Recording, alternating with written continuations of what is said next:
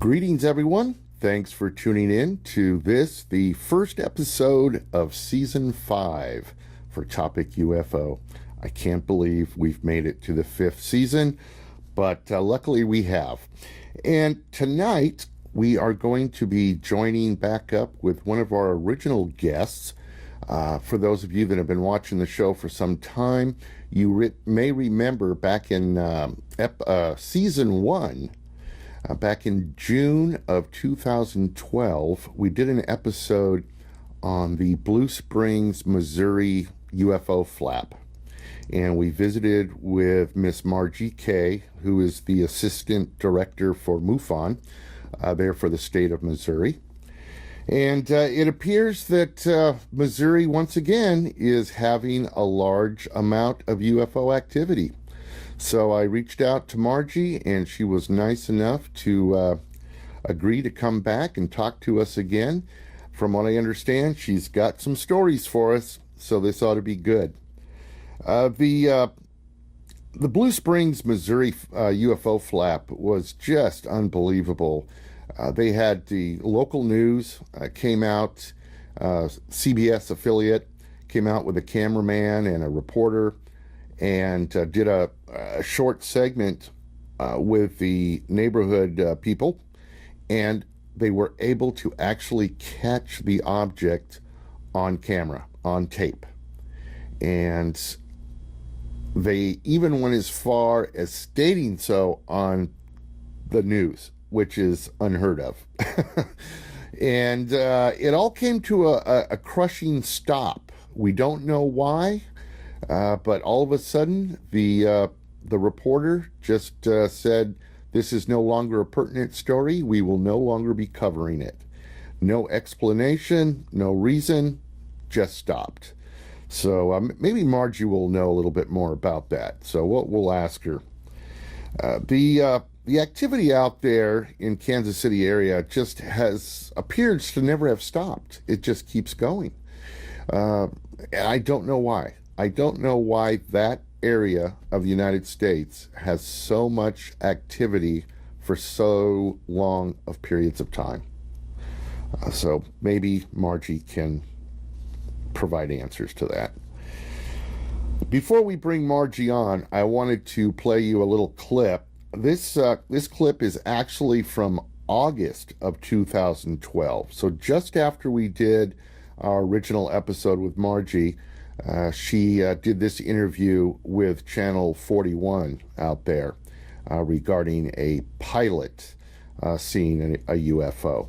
So take a look at that, and we'll talk to Margie right afterwards, okay? Go ahead and roll that tape, would you? Watch this. Well, extraterrestrial life, it's a long debated argument, and it's renewed with the possible sighting over Kansas City. Now, last night we told you about the man claiming to be a commercial pilot flying into KCI who said a UFO was trailing his plane Monday night. Today, Zach Tecklenburg spoke with the woman who took his report.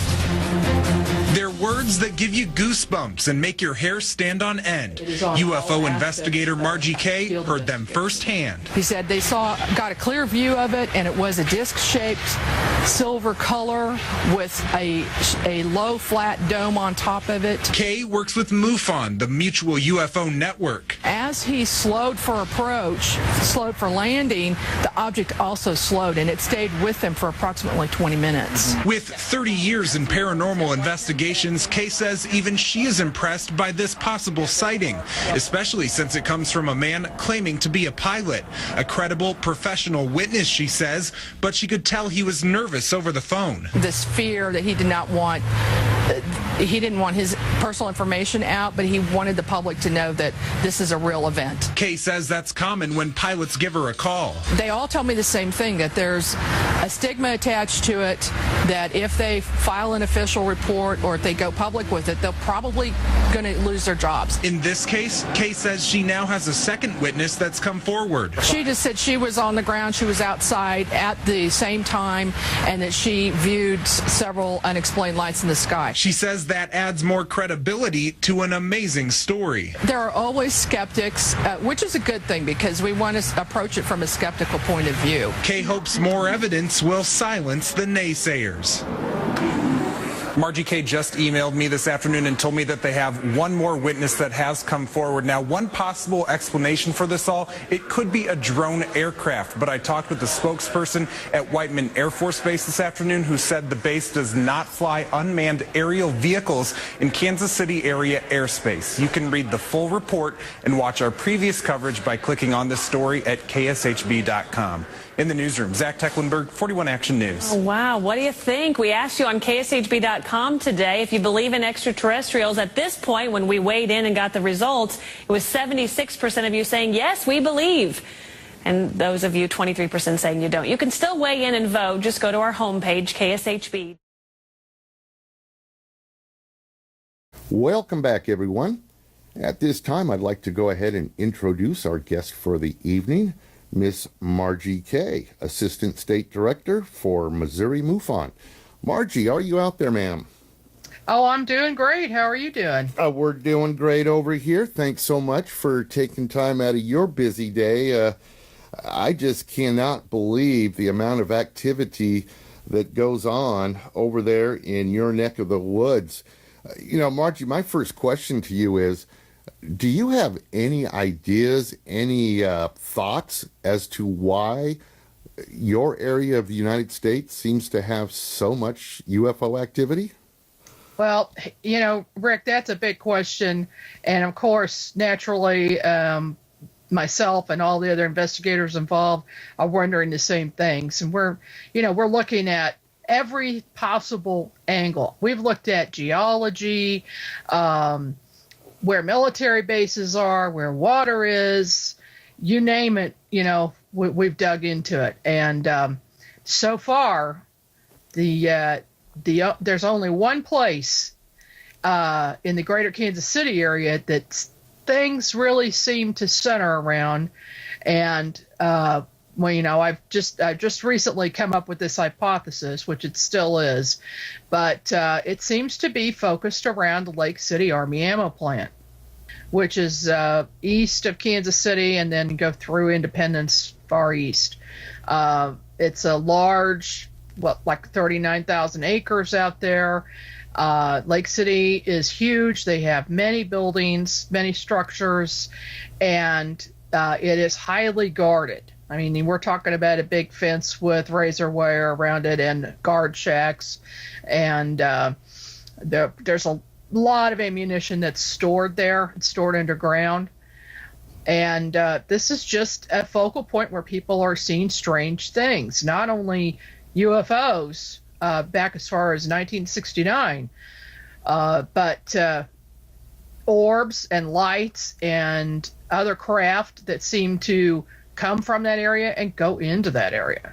Well, I know when you were here the last time, which, like I said, was back in June of 2012 with the Blue Springs activity, I believe at that time you had mentioned this Army location as well. And I believe they've got like some underground bunkers and stuff as well there.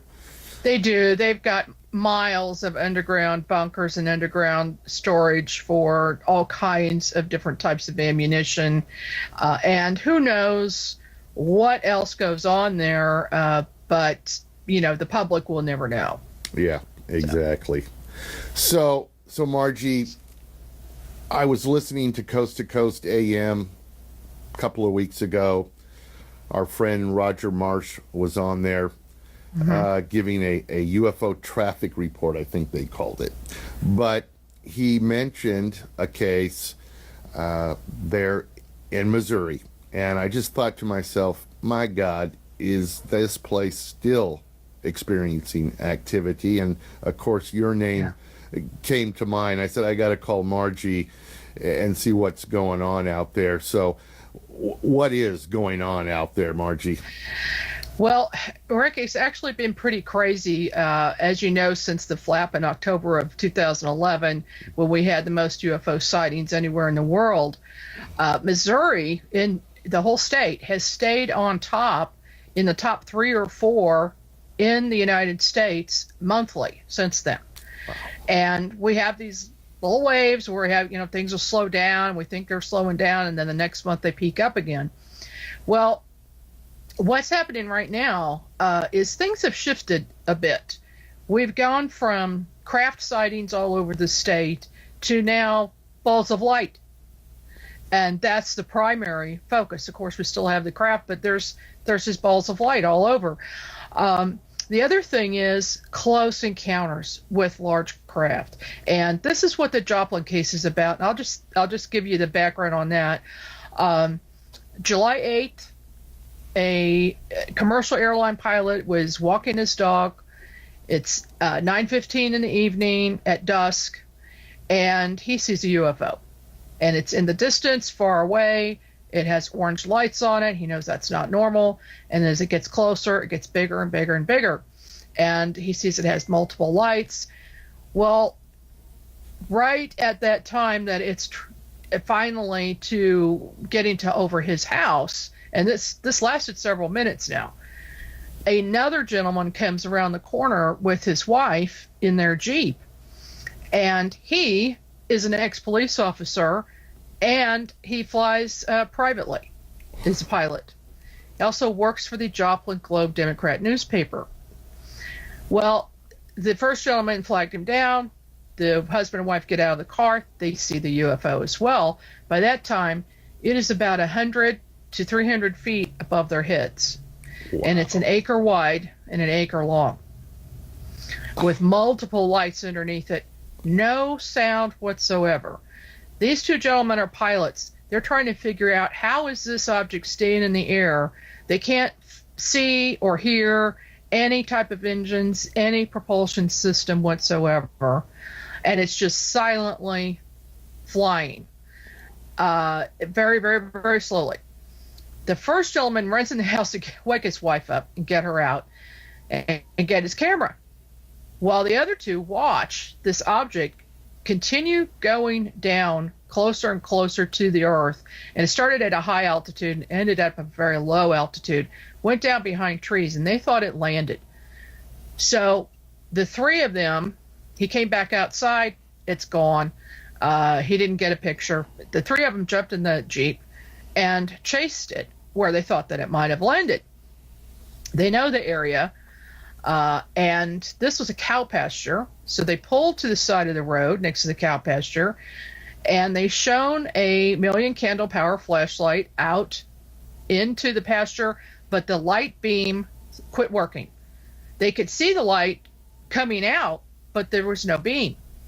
And at the same time, the car warning system went on as if a car door was open, so it was beeping and beeping, and there was no car door open. And then he couldn't get the car into drive for about 5 minutes.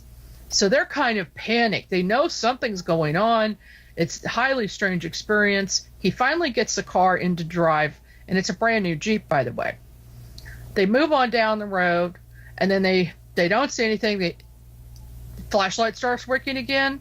The beeping goes off. Car's driving normally. They get back to the original spot. Everything starts again. There's no beam on the flashlight, and the car starts beeping again. So I went down there a few days later with another investigator, Larry Jordan. He and I interviewed the witnesses separately. We had them make drawings. The object is a very, very strange shape. It has strange things on it. Now, I'm only releasing to the public part of what this thing looks like, because the rest of it is so unique that what I'm doing is, I've sent a couple of press releases out. I'm waiting for other people to come forward who may have seen the same object. Right. So basically what it was a teardrop shape with a point facing forward, multiple lights underneath it, orange lights, blue lights, and yellow and red, illuminating the entire underneath, but no other part of it. And it was, like I said, it was gigantic. It was an acre, wide and an acre long. How many feet is that? And just what is an acre? I can't even remember. I can't remember. It's a lot. It's big. It's huge. I mean, we're standing in this guy's yard, and he's showing me his yard, and they're saying, first they said it was as big as a house, but no, it was as big as a yard. The way they're describing it. So we go back to the house, and I'm interviewing the primary witness who actually phoned this in, the ex-police officer, and he shows me a burn on his arm, which is a really bad burn and very large. Wow. It had blisters on it. This was a few days later after the event. He was also very ill. He was obviously ill at the time. He was sweating. He looked hot. He looked pale. He did not look good at all. Well, he stayed very sick for 3 weeks.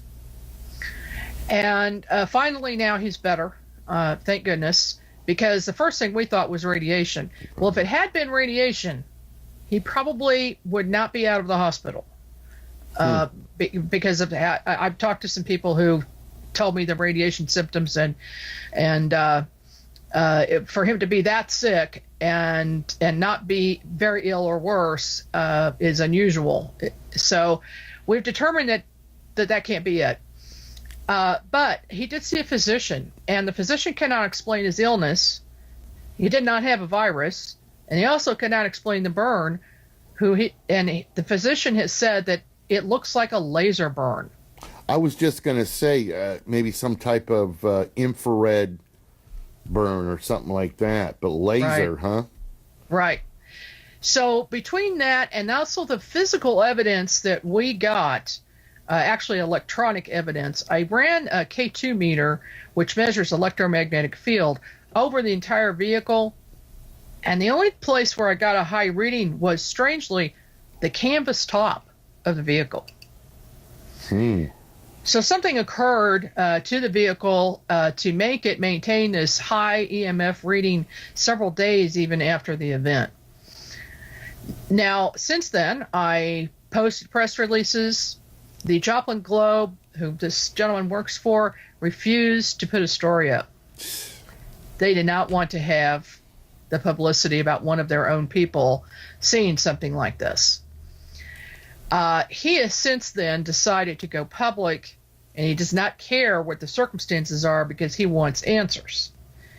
That's great. Oh, yeah, it really is. And so since then, I've had 5 more reports from people who were nearby, who saw similar things. One sounds exactly like this craft within a mile of this site where this other people have had these things occur. And this has been since July 8th until now.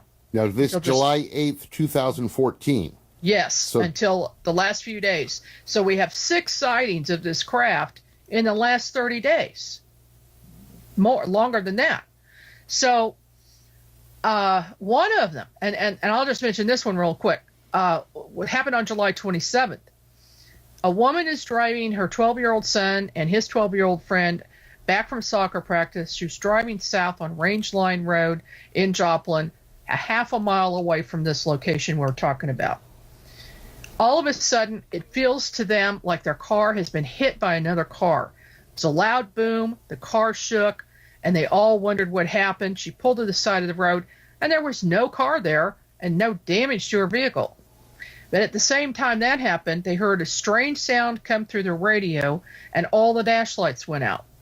Then everything came back on, but it all went back to factory presets. None of her saved stations were on her radio anymore. They dropped off the one little boy at his house, and while they're there, they see a strange-looking, very large owl in a power line, or standing on a power line, watching them. And she said the owl did not look real. It looked fake to her. Well, I don't know if she knows this, but as you know, in UFO investigations, we often find that witnesses see owls, and we believe that they're ETs that are cloaking themselves to look like an owl. Beware the smiling owl, I believe I've heard someplace. Yeah, and I have had other witnesses see the same thing. They say they see a 3-foot owl, and I'm like, no, you didn't. But But yeah, that is just very strange, and for it to be going on for such a long time in the same area with, and especially such a large craft, and so close. Well, I mean, Margie, like you say, this original flap started back in October of 2011. Mm-hmm. I talked to you for the first time in June of 2012. We're sitting here now at the beginning of September 2014, and it sounds to me like the flap never really stopped, did it? No, it hasn't, and that's why Missouri was featured in the Hangar 1 episode, Hot Spots in the United States. Mm-hmm. We're one of the biggest, and it's all over the state, but most of it is in the Kansas City area, mostly in eastern Jackson County around Independence, Lee Summit, Blue Springs area. And once again, Lake City is in that area. Now, you've got to remember, too, that we're only 50 miles away from Whiteman Air Force Base. Uh-huh. So the B-2 flies overhead on occasion. We know what it looks like. It is not silent. And, anybody would really recognize it if it's lit up. If it's in stealth mode, we may not see it. But other than that, we just really don't have an explanation for it. Well, if this thing was, quote unquote, government owned or government created, would they use these strange combination colored lights, orange, blue, yellow, red? It just seems to me like they wouldn't use those colors. It just doesn't make sense. No. Obviously it's not a conventional aircraft. There's no navigation lights on it, for one thing. No wings or tail. Just this big black shape, hanging in the air. It shouldn't fly. Theoretically, it shouldn't fly. Shouldn't be there. Now, I will say this. I can't tell you if it's one of ours or something from somewhere else. Right. All I can say is it's unexplained because nobody knows what this is, unless, of course, we've got some secret technology, which is highly possible. Mm-hmm.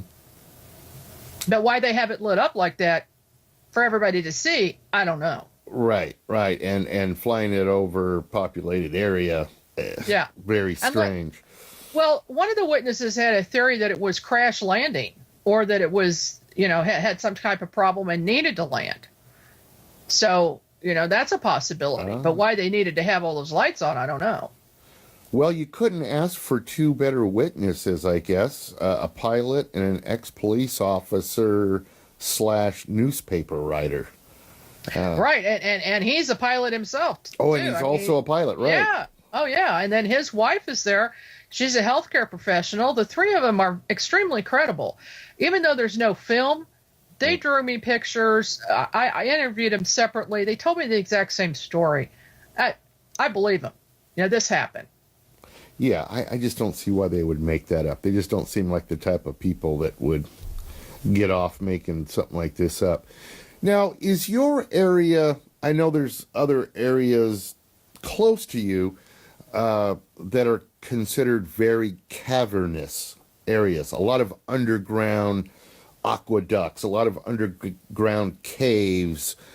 Is the area out there pretty cavernous as well, or not? Well, oh yeah, we have a lot of underground caves. Missouri is known as the cave state. That's right. Yeah. Okay. Besides the show me state, I mean, there are a lot of caves. Most of the caves are in the southern half, but we do have a lot here in this area. In fact, there are a couple of very large complexes here that are underground caves where, the businesses go use them for storage, and there's huge semi-trucks going in and out constantly. And these things are huge. I mean, you could fly a plane into these things. But, whether they're some type of a UFO base here or not, I don't know. Mm. I know the Missouri River is very close. And, in fact, a lot of the UFOs have been seen over the river. And there's a lot of speculation as to why that may be, perhaps using water for fuel, burning hydrogen from it or something like that, or just maybe just needing water like we do. Very maybe strange. Also hiding in the river. We've got lakes around here. There is some speculation that Blue Springs Lake and Lake Lotawana are being used as UFO bases underwater. You can easily hide a craft in those areas. They're deep enough to do that. Wow. Well, Margie, I wanted to ask you a question going back to your first appearance here at Topic UFO with the Blue Springs UFO flap.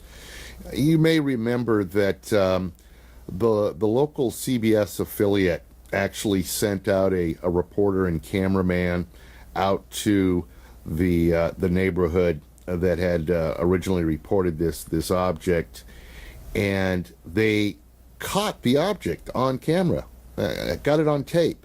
Yes.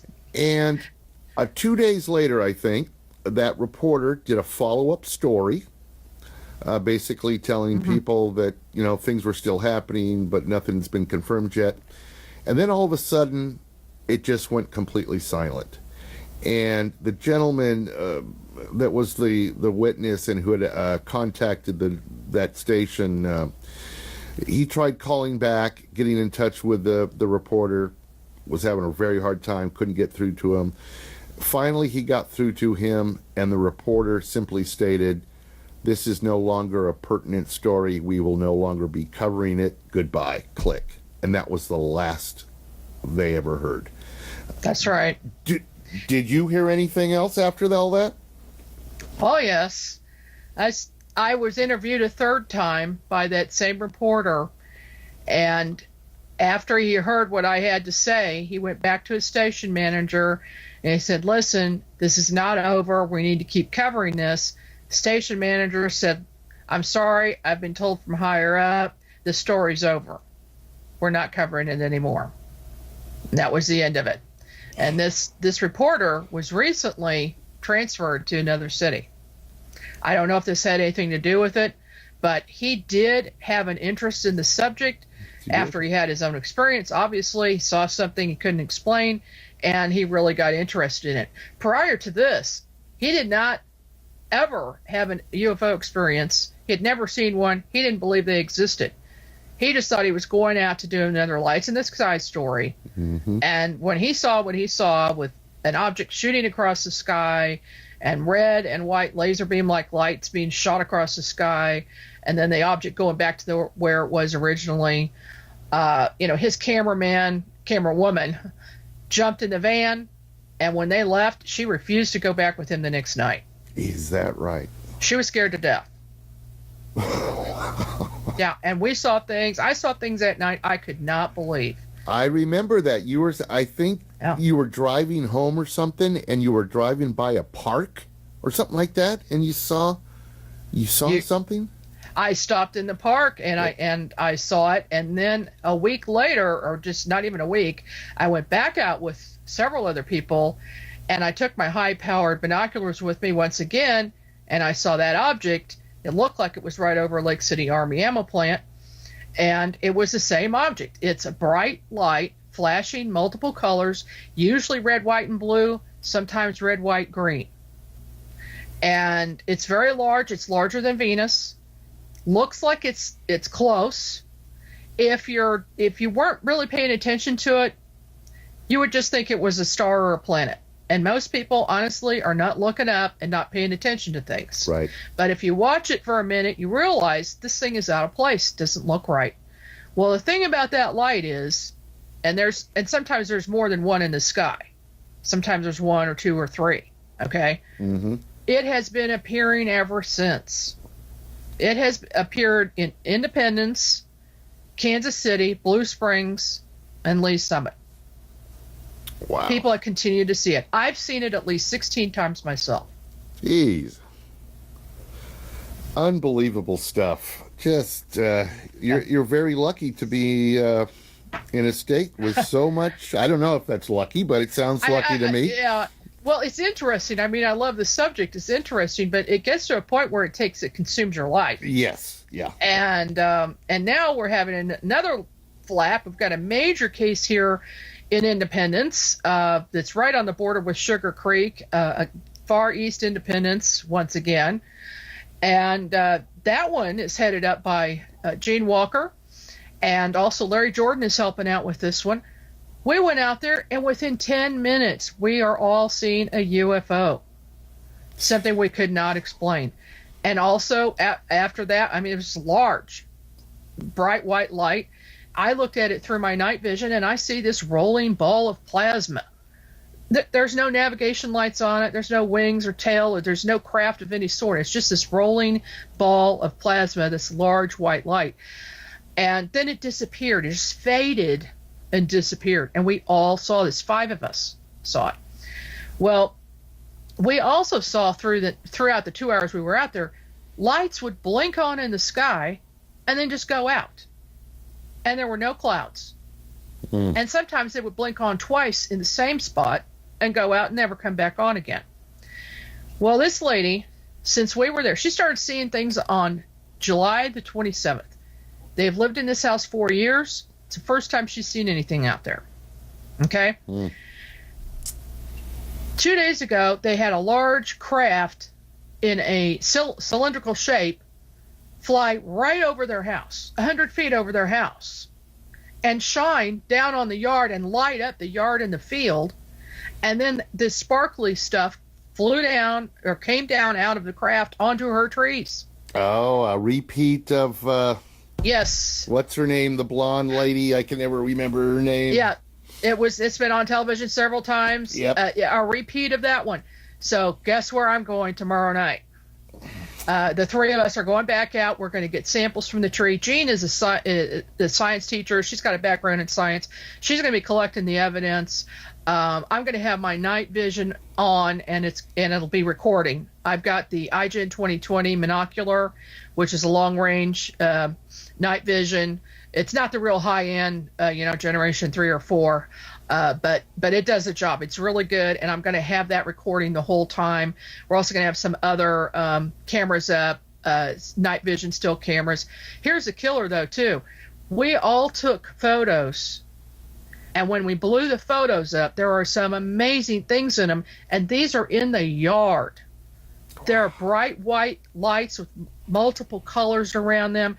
Some of them look like they're objects in different shapes, and a couple of them, I swear, Rick, they'll look like there's ETs in them. Wow. I tell you, it's getting a little scary out there, Margie. It is. It's crazy. I like this stuff, but it just, it's all consuming sometimes. Yeah, a little too close for comfort, maybe too. Well, listen, Margie, we're getting down on time here, and I wanted to ask, where can people kind of keep up on what's going on out there in Missouri? You've got a website, right? Oh, yeah. Well, the Missouri MUFON site is MissouriMUFON.org. My website is margiek.com. And then I have my UNX News Magazine site, which is unxnews.com. Excellent. And I was looking on the Missouri MUFON website, and there were a couple things that I wanted to ask you about. You guys have a Kansas City area ET experiencers group. Right. It's not affiliated with any UFO association, it says, but it meets on the fourth Tuesday of every month, 6:30 p.m. to 8:30 p.m. local time. How has that been going on for a while, and do you get a good crowd? It's been going on for 5 years. Wow. Actually, I approached Megan Monroe about it. She's a licensed therapist. She has an interest in the subject, even though she's never had an experience herself. And she is just an excellent facilitator of the group. She screens everybody first before she lets them in the group so that everybody can feel safe, talking amongst themselves. It's not really therapy, but it's a safe place where you can talk about things. Right. People who have had real encounters with extraterrestrials. And the group is growing. It's The people in it just love it. They love to go because they feel comfortable. And, instead of a larger setting where people might have an interest in UFOs, but they can't really understand what it's like to actually be an ET experiencer. That's kind of me. I have no problem believing in UFOs, but when you talk about abduction, it's just that whole next level that's very hard to deal with. It is a next level, and but if people in the greater Kansas City area want to contact Megan through the MissouriMUFON.org website, that's how you do it. You just call her. Okay, excellent. Well, I had one of our viewers, I believe down in Texas, contacted me this morning actually, and was saying that he and his wife are planning to join MUFON next month or October, I believe he said. And then he was going to go ahead and, go through the process to become an investigator. So I was going to ask you, Margie, for somebody that is thinking about becoming involved with MUFON or becoming a MUFON investigator, any words of wisdom you could give to newbies out there? Sure. It's fun to do if you have an interest in it. If you've had experiences yourself, it's better because you can relate to what the people are talking about. There's a process that you need to go through, and that is, read the manual, take the test, become an investigator, and then you'll be going out and getting training from, your state director or assistant director or chief investigator, somebody. Most of the work, honestly, is on the phone or email, and you're talking to witnesses and taking the information. Occasionally, you get a good case where there's a landing or it's a close encounter, there's physical evidence, and that's when it gets really interesting. Right. The thing is, it's all volunteer, and you've got to buy your own equipment, you've got to pay your own travel expenses, and you've got to have time to do it. So if you can't make a commitment to those things, maybe you could do something else to help out. State directors are always needing help with research or whatever. That's another avenue too. Excellent. Well, thank you for that. Well, Margie, once again, thank you so much for coming back now for your second time on Topic UFO. The way things are going, I feel pretty comfortable that there may be a third in the not too distant future if things keep going the way they are. Well, I tell you what, we all feel like something big is on the horizon. So, who knows? Maybe they're going to land on the White House lawn. You got it. Well, listen, you be safe out there, and we'll be looking for updates from you if something just completely outrageous comes your way. Okay, well, thanks, Rick. Okay, good night, Margie. Good night. Good night, everyone. Open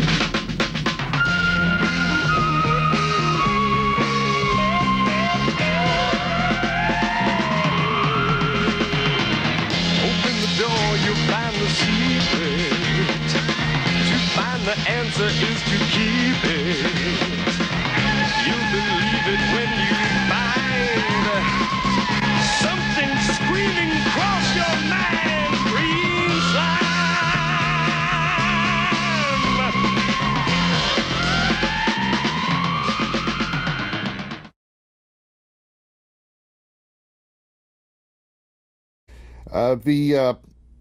The Blue Springs, Missouri UFO flap was just unbelievable.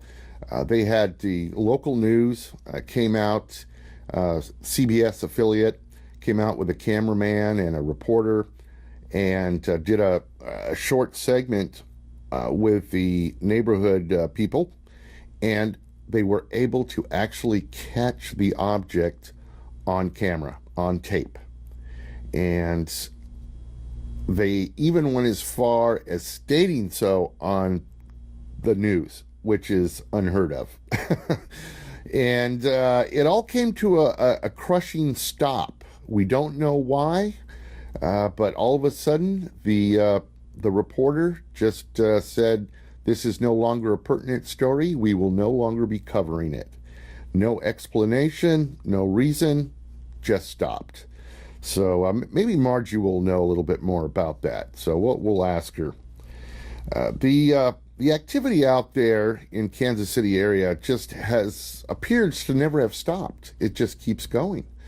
And I don't know why. I don't know why that area of the United States has so much activity for so long of periods of time.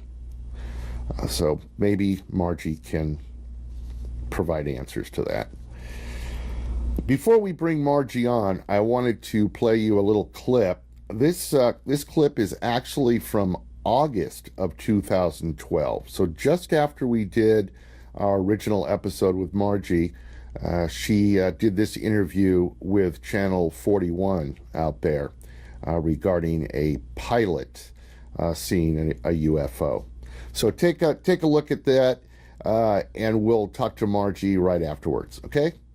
Go ahead and roll that tape, would you? Watch this. Well, extraterrestrial life. It's a long debated argument, and it's renewed with the possible sighting over Kansas City. Thanks for tuning in to this, the first episode of Season 5 for Topic UFO. I can't believe we've made it to the 5th season, but luckily we have. And tonight, we are going to be joining back up with one of our original guests. For those of you that have been watching the show for some time, you may remember back in Season 1, back in June of 2012, we did an episode on the Blue Springs, Missouri UFO flap. And we visited with Miss Margie Kay, who is the Assistant Director for MUFON, there for the state of Missouri. And it appears that Missouri, once again, is having a large amount of UFO activity. So I reached out to Margie, and she was nice enough to agree to come back and talk to us again. From what I understand, she's got some stories for us, so this ought to be good.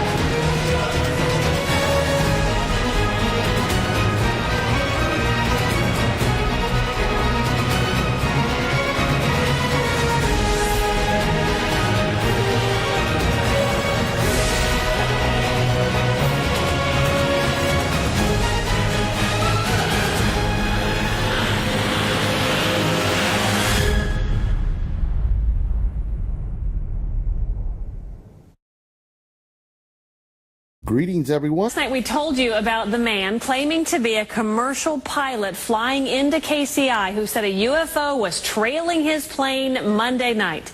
Today, Zach Tecklenburg spoke with the woman who took his report.